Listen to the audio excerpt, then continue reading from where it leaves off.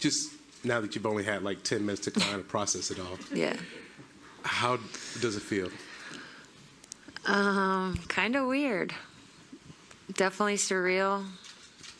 I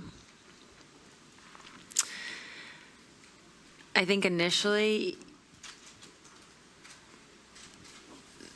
you feel sad about the season and the game. Or I felt sad about the season and the game. And I then think as the emotions started to come to the surface, that's also what I know deep down, and in that was my last game.